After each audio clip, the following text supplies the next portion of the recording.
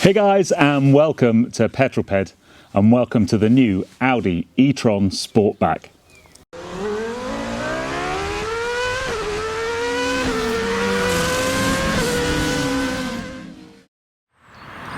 Now, I couldn't help myself with that intro. Maybe one of the most expensive cameras I've used on Petrol, because this e-tron Sportback has cameras, not rear view mirrors.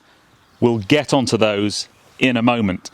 Now, fundamentally, this car is very similar to the e-tron I had on the channel a couple of years ago now. The underpinnings are the same. The big difference is the shape. This Audi Sportback shape, a sleeker looking car. Now, you do pay a price for that because of the sloped roof gives you a slightly smaller boot and maybe a little bit less headroom. But I wanted to get this car on the channel. I've actually been living with this car for 3 weeks now. I've done over 1,000 miles and I've learnt a lot.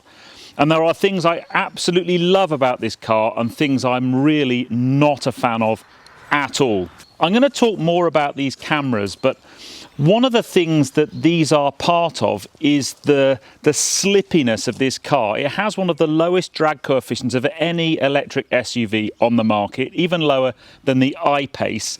And these cameras, rather than wing mirrors, add to that. In fact, apparently they give you something like an extra 4 miles on your range just from reducing the drag. How effective they are as rear view mirrors, I need to talk about that. But from an aesthetics point of view, from the outside, they do look very, very cool. Front end of the car is very Audi.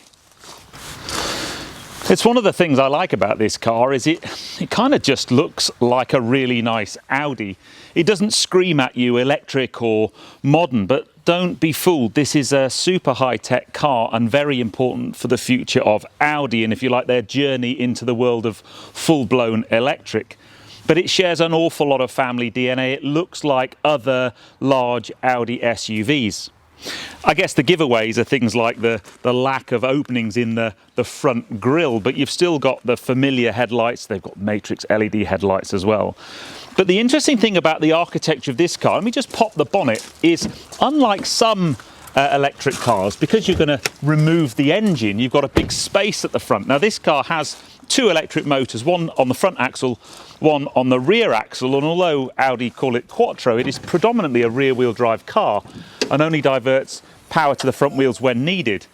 But the thing that you don't get, which I guess is a downside for me in some respects, is you get no stowage space up the front, apart from a handy little area to put all of your charging cables. So you've got a small amount of space to put your charge cables, but no luggage space, no frunk or fruit. So that's, I guess, first thing to note, that all of your stowage capacity is, as in a traditional petrol or diesel engine car, is in the boot. So let's wander around the back and have a look at that. But I think the lines, the styling on the front end is lovely, and I do love this particular paint colour.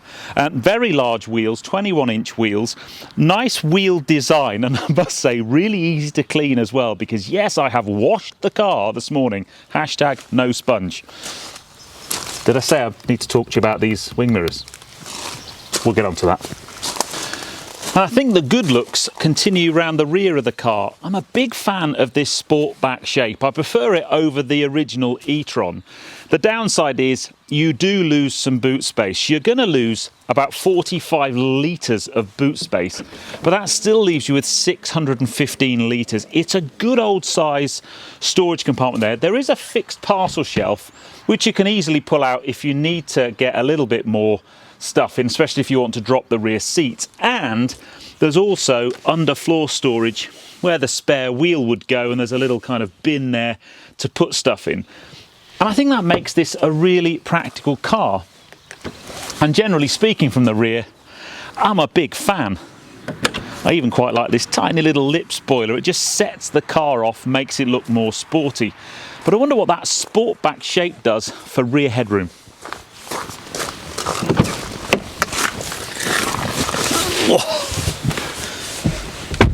Now then, as I'd expect, there's actually quite a bit of legroom in here. As normal, the seat is in the position for me to drive, Mr. Longlegs. And I've got plenty of room in here, and actually I'm pleasantly surprised at how much headroom I've got. I did think there'd be a loss of headroom, but the headlining are probably difficult to make out, but it's got these kind of indents into it just to give you that little bit more headroom. And all in all, it's a really comfy place in here. You've got your heating controls, so it's 4-zone climate control. You've got a couple of USB ports, a 12-volt charger port. Yeah, it's pretty good in here. I'm guessing this is a nice little drinks table for me. Oh yeah, mange too. So yes, I reckon I could do some miles in here. Very nice. But I've done lots of miles in that seat, and that's far, far more interesting. I thought the child locks were on for a minute then. Sorry, by the way. Pups are very cold today, as you can tell. I've got my hat on, it's freezing. They're inside, snuggled up in the beanbag. They didn't want to play.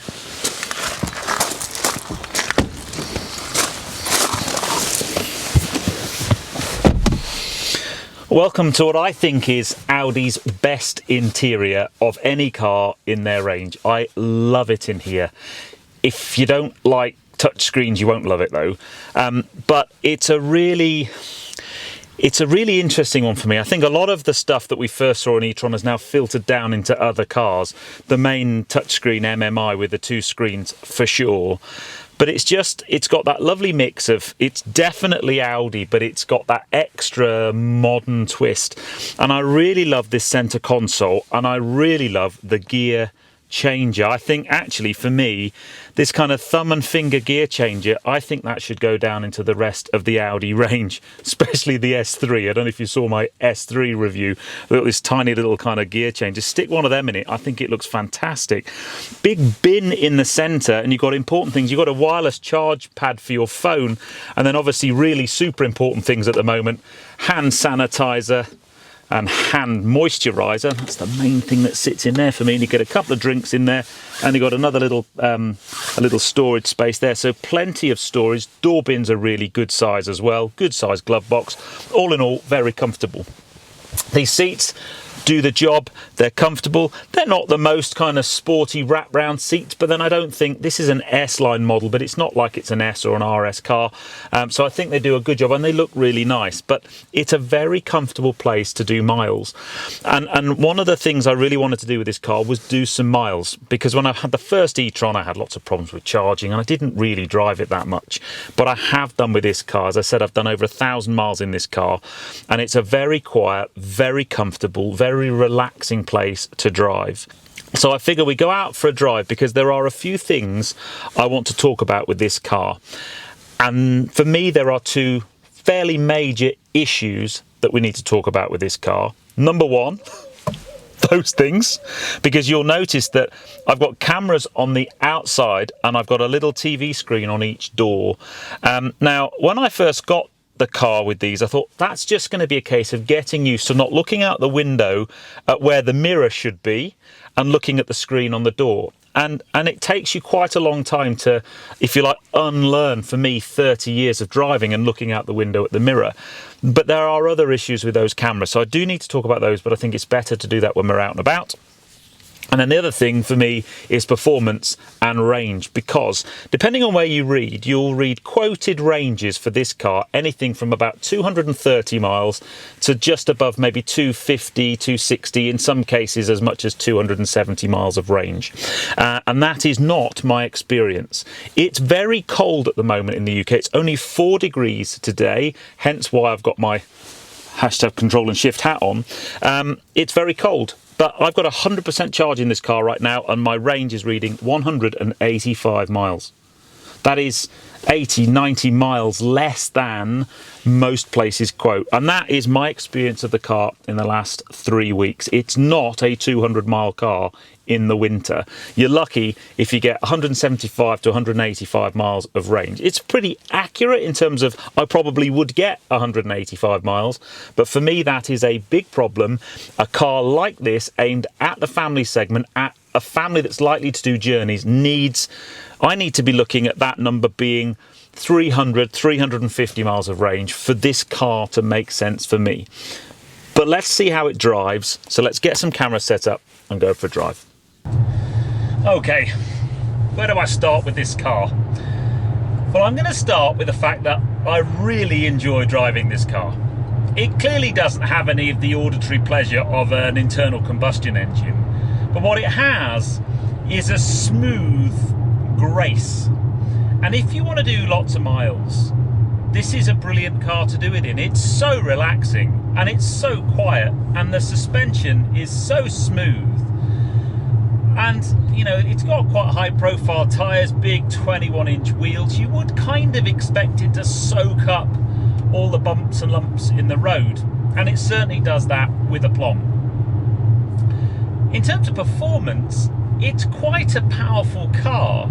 Now, you can, if you put it into dynamic mode and give it the beans, it has a boost function, and that boost function will let the car operate at around about 400 horsepower.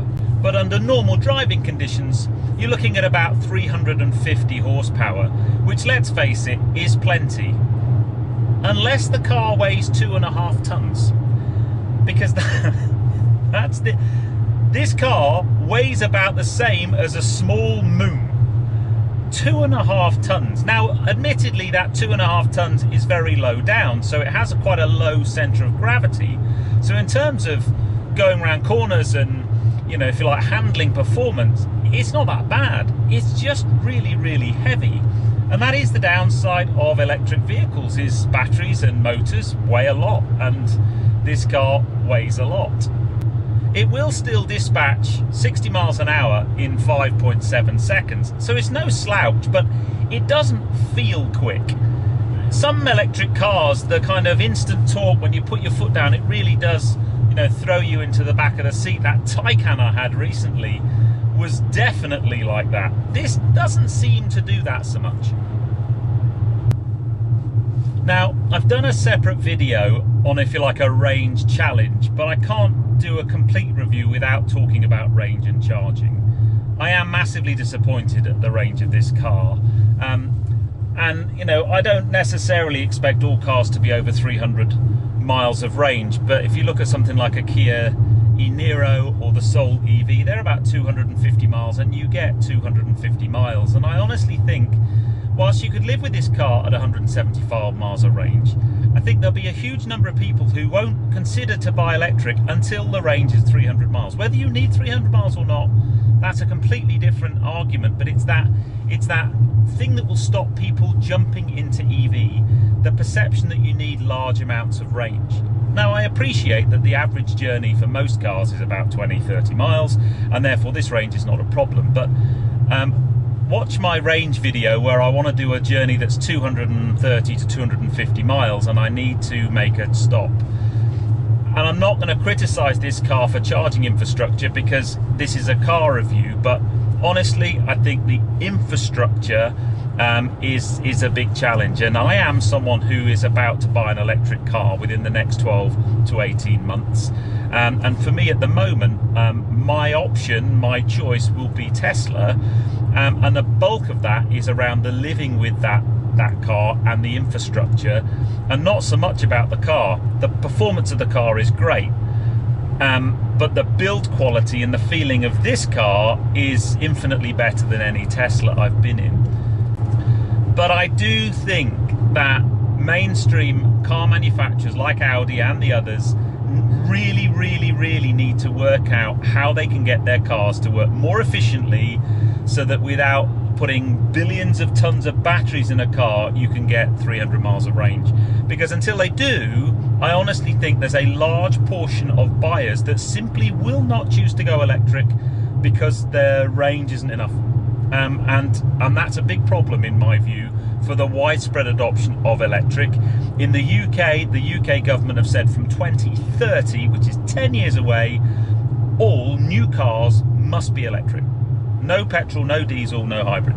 And I think that means that, you know, manufacturers need to get a wiggle on people. They need to get a wiggle on, and they need to work out how they get their cars to work more efficiently and how they get more range. Now, one of the ways you can get more range is by not wasting energy. I am moving along at 60 miles an hour. I have plenty of kinetic energy, and up ahead is a hill, and I'm going to go down the hill. So as soon as I lift off the throttle, I'm going to start to use regenerative braking. And I have little paddles on the back of the steering wheel where the gear change paddles would be. And the one on the left can increase by just there's two options, increase the amount of regenerative braking. So there's the first one, and there's the second one. So I'm now maximum regenerative braking. My feet are completely off of the pedals, and the car is actually slowing down 33, it's 32 miles an hour. I'm slowing down, going down quite a steep hill, and I'm not touching the brakes at all, and I'm recuperating that kinetic energy into the battery pack. The other thing that this car does is when I push the brakes, for most of the time when I'm using the actual brake pedal, I'm not engaging the actual disc brake and pad. I'm just using quite heavy regenerative braking. Now, what I would say is the regenerative braking, the kind of one pedal driving, isn't nearly as severe as it can be in a Tesla, or even in the I-Pace. When you set regenerative braking to maximum in that car and you lift off, it really does slow the car down, and you really can just drive on the throttle really just by coming on and off the throttle. It's not quite the case in this car, but by all accounts you have to press on the brake pedal quite hard to actually physically engage the rotors and the disc pads. So that's all about trying to recuperate and regenerate into the battery. And what you do is you find yourself driving a different technique. So if I come into this corner now, instead of braking, I'll actually just use the little left-hand paddle. I'll click it twice, and I'll just have a little bit of regenerative braking to retard the car going into a corner. And that's one of the things I like about electric cars, is you find yourself using different driving techniques than you would do in a manual car or in an automatic car, because clearly this car doesn't have any gears. It's a single gear, so you're really only left with, you know, the stop and go pedal, but you can now use this regenerative braking to kind of give you that extra driver engagement. Okay, let's talk about these wing mirrors. In theory, I love them. I love the technology and engineering, and let's face it, camera door mirrors like that have been on concept cars for years and years and years, and they've never been allowed up until relatively recently when all the legislation's changed. And I'm not so sure it's blanket in every country that they're allowed, but there's more and more cars coming to market, and you see some HGV lorries with them on as well, because a wing mirror is a big thing and an aerodynamicist's nightmare. It creates drag. And one of the ways to make an electric car more efficient is to make it slip through the air more easily and reduce its drag coefficient. And that's what that camera on each door is intended to do. And actually, on a dry-ish day like today, when the car's been washed recently, so the lenses are clean, the little TV screens that you have on the door actually aren't too bad. They're not big enough for me, however. I'd like the screen to be much bigger, and the technique of not looking out the window and looking at the screen is one that you learn over time. And I appreciate that, and that's fine. And I did approach these mirrors with an open mind. My problem with them comes in a couple of different scenarios. Scenario number one is if it's dark. If it's dark, suddenly the visibility becomes more of a problem, and if you couple darkness and wetness and it's raining, then they really aren't great. And I'll overlay some images that I took while I was driving in the dark and in the rain, and it makes visibility out of those mirrors incredibly difficult. And you really do need to, I know you should always look over your shoulder when you're pulling out of a you know, from lane 1 to lane 2 on a dual carriageway or something, but seriously with these you really do have to.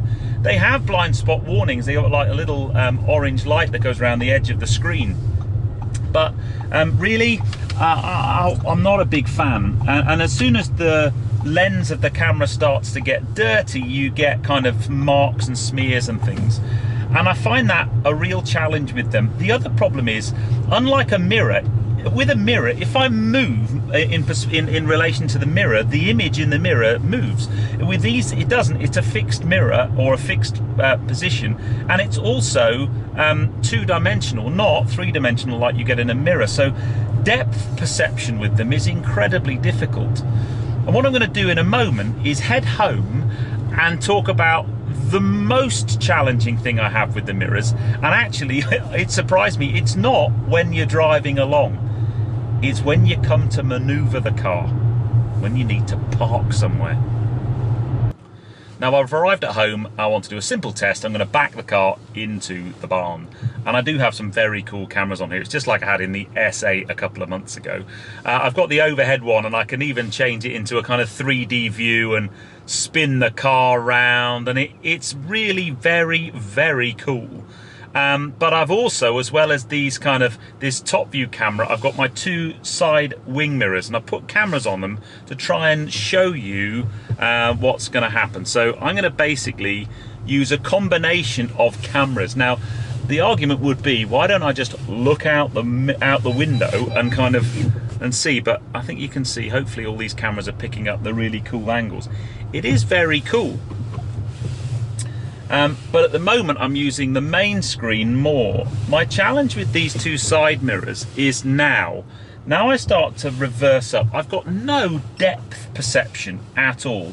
And I know I've got beepers on them to tell me when I'm about to hit something, but I kind of need to be using beep beep beep. What's that beeping? Oh, here we go. So I've got a wall there, which is lovely. That'll take a nice wing off. Nice and close, look. Yeah, don't want to be hitting that really. And I want to back up now. Now I can see Ruby Roadster in that mirror, and I've got a nice post I don't particularly want to hit. And that it's just not as easy. I would be flying in here with normal mirrors, and I'm sure I've got very close to that pillar now, much closer than I would have done with a mirror. You see, now I'm in. Yay! Whoop, whoop, whoop. I'm in, but I didn't enjoy it. Now, just for the daylight, I'm going to come out here and finish the video. So I'm not having a massive downer on the cameras, and by the way, I love that view. That is just the coolest thing ever.